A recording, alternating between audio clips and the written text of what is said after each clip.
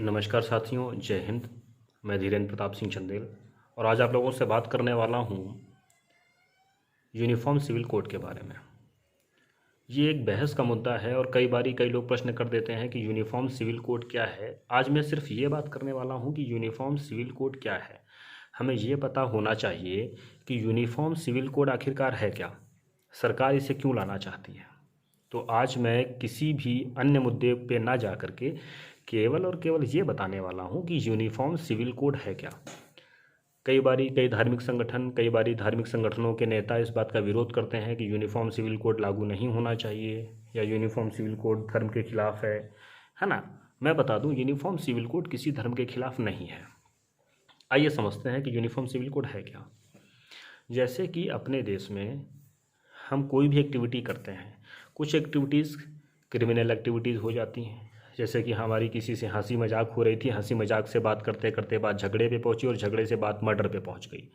तो मर्डर के लिए हमारे देश में हमारे संविधान के अनुसार से हमारे जो नियम कायदे हैं, हमारा क्रिमिनल प्रोसीजर है, उसके हिसाब से सबको समान सज़ा दी जाती है कि मर्डर करने पर यह धारा लगेगी, किसी के ऊपर अगर आपने हमला किया है तो ये धारा लगेगी, आपने चोरी की है तो ये धारा लगेगी। यानी जो भी क्रिमिनल एक्टिविटीज़ हैं उनके लिए एक समान कानून भारत देश में है क्रिमिनल प्रोसीजर के तहत, राइट, जिसे बोलते हैं CRPC। वही बात है कि हम लोग कुछ ऐसी एक्टिविटीज़ करते हैं जिनके लिए कोई कानून बना ही नहीं हुआ है। जैसे कि सिंपल सी बात करें कि अपने देश में बहुत सारे धर्म हैं और लगभग हर धर्म में पुरुषों को प्रधानता दी गई है। अब पुरुषों को प्रधानता देने से क्या है कि कई बारी हम महिलाओं के कुछ अधिकारों का हनन कर देते हैं। जैसे कि एग्जाम्पल की अगर हम बात करें, मस्जिदों में महिलाएं जब युवा हो जाती हैं तो उनका प्रवेश वर्जित है। बहुत सारे ऐसे मंदिर हैं जहां पर महिलाओं का प्रवेश वर्जित है, जैसे कि सबरीमाला मंदिर में प्रवेश वर्जित था। फिर सुप्रीम कोर्ट ने महिलाओं को ये अधिकार दिया कि आप वहां प्रवेश कर सकती हैं। मैं फिर से कह रहा हूं, मैं किसी धर्म की बात नहीं कर रहा हूं, मैं एक बात कर रहा हूं कि हमारे यहाँ कई बारी महिला और पुरुष आपस में कुछ भेदभाव वाली एक्टिविटीज़ करते हैं। तलाक दे देना, शादी को लेकर के दहेज की मांग कर देना, ये कुछ ऐसे काम हैं जो है तो इलीगल, मगर इनके लिए कोई कानून नहीं है। इनके लिए एक सिविल कानून होना चाहिए। यानी जैसे कि GST है, एक देश एक टैक्स, उसी प्रकार से जो यूनिफॉर्म सिविल कोड है ये ऐसी सिविल एक्टिविटीज़ के लिए है जो कि कानूनी तौर पर सही नहीं है, मगर हम लोग उन्हें उस तरीके से लागू नहीं कर पाते। इसके लिए सरकार ने ये विचार किया है कि यूनिफॉर्म सिविल कोड को लागू किया जाए। अब मैं थोड़ा सा और क्लियर कट शब्दों में समझाता हूँ कि यूनिफॉर्म सिविल कोड में आपत्तियाँ क्यों आ रही हैं। आपत्तियाँ इसलिए आ रही हैं क्योंकि हमारा जो संविधान है, हमारे संविधान का आर्टिकल 44, आर्टिकल नंबर 44, ये कहता है कि हम अपने देश में हर व्यक्ति को पूरी तरह से स्वतंत्रता से रहने का और पूरे सभी को समान अधिकारों का, यानी हर व्यक्ति को समान अधिकार है, समानता का अधिकार। अपने देश में रहने वाला हर व्यक्ति समान अधिकार, सभी को समान अधिकार है, पुरुष हो स्त्री हो, किसी भी रिलीजियस का हो, किसी भी कास्ट का हो, किसी रिलीजियस में वो चाहे वो पादरी हो, चाहे वो धर्मगुरु हो, चाहे वो कोई संत हो, चाहे वो फिर निम्न वर्ग का व्यक्ति हो, सभी के लिए समान अधिकार है। ये कहता है हमारे संविधान का, कॉन्स्टिट्यूशन का आर्टिकल नंबर 44। अब हमारे कॉन्स्टिट्यूशन में ही इसी की एक काट है। हमारे कॉन्स्टिट्यूशन का आर्टिकल नंबर 25, आर्टिकल नंबर 25 से लेकर के 28, राइट, 25 से लेकर के 28 तक ये बताया गया है कि जो भी व्यक्ति किसी भी धर्म को मानता है वो अपने रिलीजियस रिचुअल्स को फॉलो कर सकता है।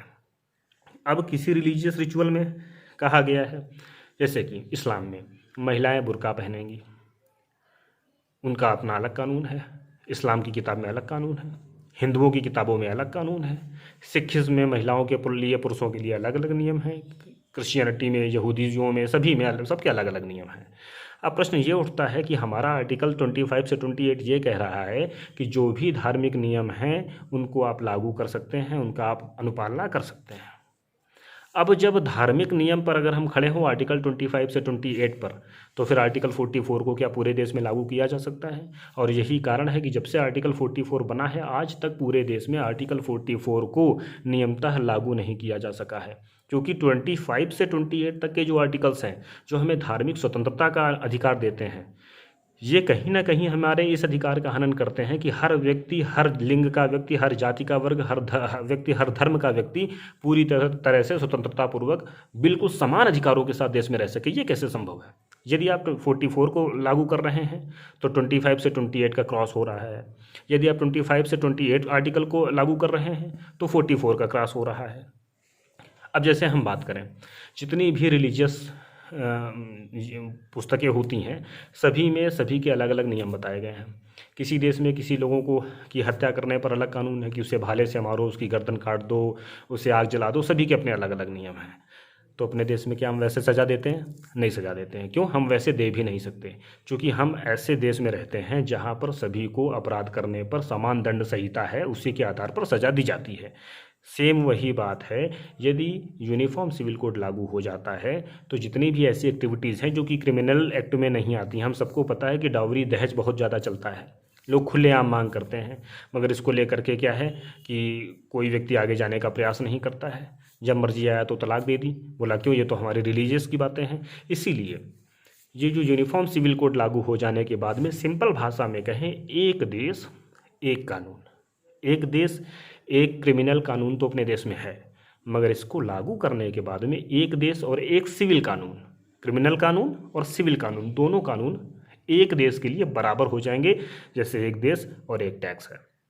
यदि आप लोगों को क्लियर हो गया हो तो बताएं, यदि क्लियर नहीं हुआ है, कोई डाउट है तो फिर से बताएं। फिर से मैं कहना चाह रहा हूं कि यूनिफॉर्म सिविल कोड, मैं ये नहीं कह रहा हूं कि लागू हो या ना लागू हो, पर मैं समझता हूं यूनिफॉर्म सिविल कोड को लेकर के जो मेरा व्यक्तिगत ओपिनियन है ये लागू होना चाहिए, ताकि हर व्यक्ति को, हर जाति, मत, लिंग, हर प्रकार के व्यक्ति को भेदभाव ना झेलना पड़े, सभी के साथ बराबर का बर्ताव किया जा सके, इसलिए इसे लागू होना चाहिए।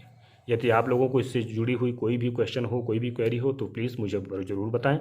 मुझे सुनने के लिए बहुत बहुत धन्यवाद। नमस्कार, जय हिंद।